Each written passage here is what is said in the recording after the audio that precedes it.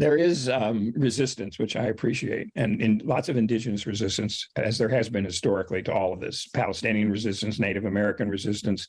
We had the pipeline resistance here in the United States, led by Native Americans, both in the Midwest, the Anishinaabe, and at the Dakota Access Pipeline crisis, which is still going on. Native Americans are filing lawsuits to have that pipeline discontinued.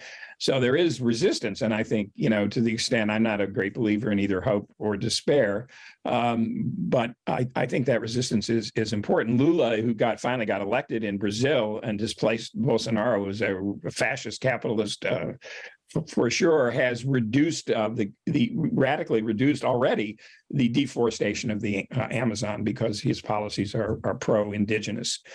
So I think that those forces of resistance are very important, and we'll see in the long run if they can prevail against a planet that is in a lot of, not the planet, as George Carlin would say, planet will be here after we're all gone. So I think what's endangered, obviously, are human, non-human species. From all of this, I think we're in a tough situation, but I think resistance is important, and I think there are models. I'm connected to one in North Carolina, El Colombo, and the Zapatistas in Chiapas, Mexico, which are based on small, sustainable economies, egalitarian systems of work that are local, sustainable, and basically based on indigenous models of sustainability.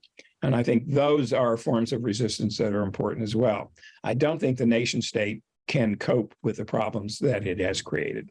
I think it's a very destructive form of government. And I think in the long run, if there's a long run, I would look towards more and more decentralization, the more and more spread, again, in terms of an indigenous world in which there are localized, self-sustaining communities that trade and work with each other, but are not top-down operations. And the nation state is the most rigidified top-down operation you can imagine.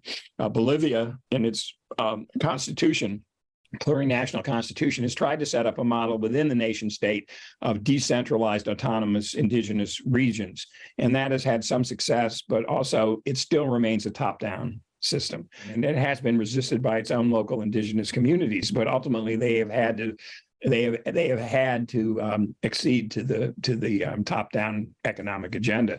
So I think the Bolivian Constitution is a wonderful model for a decentralized form of still nation-state governance, but there's still a tension between the hierarchical structure of the nation-state and the indigenous structure of what is the plurinational conception of this Constitution.